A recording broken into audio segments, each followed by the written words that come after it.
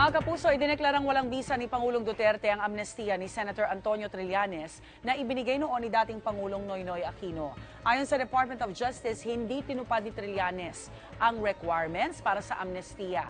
Pero giit ng senador, dumaan siya sa tamang proseso at may mga dokumento siyang magpapatunay rito. Ayon kay Trillanes, ginigipit lang umano siya ng Administrasyong Duterte. Attorney Gabby, good morning! Magandang umaga din. Unang-una, ilatag muna natin, ano ba ang amnesty? Well, yung amnesty, ito ay isang pagpapatawad ng isa o maraming tao sa mga effects na isang krimen, parang pardon, actually. Okay. Which are acts of executive clemency sa ilalim po ng ating Constitution. But ilalim po ng ating saligang batas, may pagkakaiba ang pardon at ang amnesty. Unang-una, yung pardon ay binibigay ng presidente by himself lamang. At ito ay nabibigay lamang kapag meron ng final judgment of conviction. Saka nagbibigay ng pardon. Okay. So pag pardon, isipin po natin ang dating presidenteng ERAP na matapos na makonvict ng plunder ay nabigyan ng pardon. Okay? At ito ay naiba sa amnesty dahil sa ilalim po ng Section 19 ng Article 7 ng Constitution, maaari lamang magbigay ng amnesty ang presidente kung ito ay sinasanggunian ng both houses of Congress. At madalas ito ay binibigay hindi sa isang individual offender pero to a class of offenders. Maramihan ito at madalas ito ay for political offenses. Rebellion, coup d'etat. Yes. So in the past, although nadidinig din po natin ang katagang amnesty sa mga tax evaders, iba yon, di ba?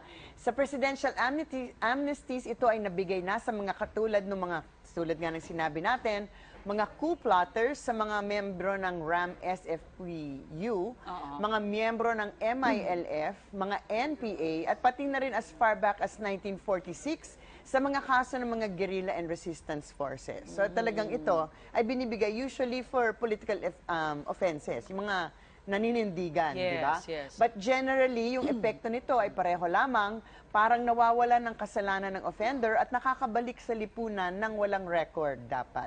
Pero may mga kondisyon. May no? May mga maaaring ganon. may mga Pwede bang kondisyon. bawiin yung amnesty? Ay, yun na nga ang novelty dito sa kasong to. Dito na nga nagkakagulo. Mukhang literal kasi ang interpretasyon ng Constitution ng iba. Ang sinasabi, since wala naman daw, di ba, tulad po ng sinabi natin, ang amnesty kailangan ng concurrence ng both houses of Congress. Pero literal ang sinasabi ng iba, porket wala naman daw nakalagay na pag i-revoke ay dapat meron ding concurrence, hindi na daw kailangan.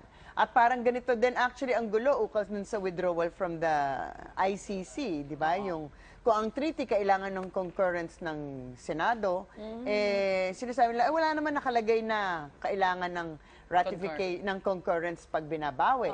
So siguro kailangan pa talaga umabot sa Korte Suprema simply because yung Constitution nga itself does not provide kung bawian ng pinag-uusapan. Pero sa opinion ko, hindi naman to as simple as if it's not tainted, then pwede. There's no prohibition. Okay. Malaki kasi ang implikasyon ng pagbawi ng ganun-ganun na lamang ng mga tulad ng pardon at amnesty. Kakabahan halimbawa si ex-President ERAP, di ba? Kung bigla na lang, pwede palang bawiin ng ganun na lang ang pardon na naibigay na at maaaring makasuhan ulit.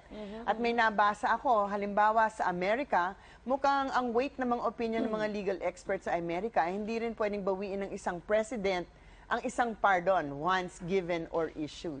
At doon nga, ang pardon din, tulad dito, presidente lamang. Correct. Hindi pa nga yung merong kasabay na concurrence ng Kongreso, di ba? Then with all the more, di ba, reason kung ito ay binigay ng presidente at kinailangan ng pagsang-ayon ng dalawang houses of Congress, dapat naman siguro ay kakailanganin din ang kanilang pagsang-ayon sa pagbawi nito, di ba? Ano ba yung prinsipyo, ano ba yung considerations involved kung bakit ito binibigay? Siguro ganun din ang laro nito pag binabawi naman. Mas malaki ang implikasyon.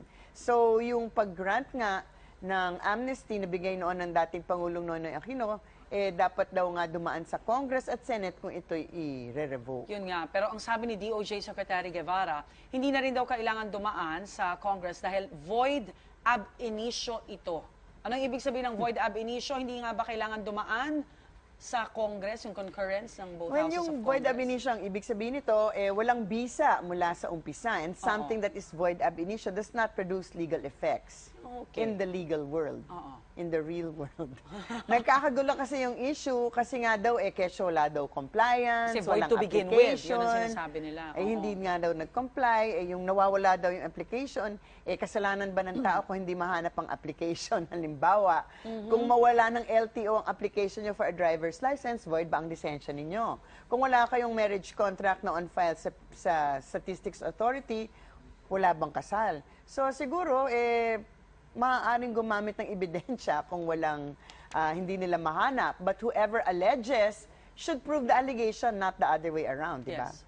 Dahil nga, kailangan din natin i-presume na nagkaroon ng regularity of functions at ginawa ang lahat ng nararapat.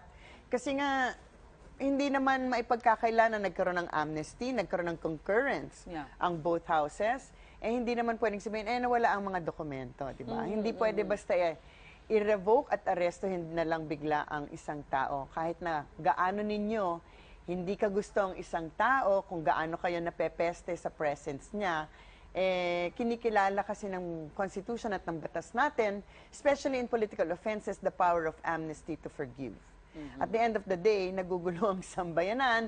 Sa ngayon lang ay naririnig nga natin ang pangamba ng mga tao. Actually, on the way here, yung nagdadrive nung aking sinakyan na kotse, sabi niya, ba't parang martial law ang patutunguhan ng lahat ng to, di ba? At kung meron nga ibang mga implication, di ba? Yung mga peace process, mga attempt na pabalikin sa lipunan ng mga nagkaroon ng ibang opinion at paninindigan, hindi na sila maniniwala sa mga deklarasyon na, di ba? Yung come back into the fold.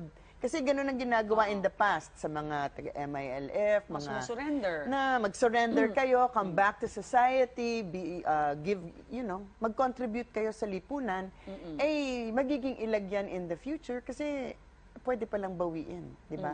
After many, many years. All right, Attorney Gabby, thank you very much sa paglilinaw na yan. Maraming salamat din. Samantala mga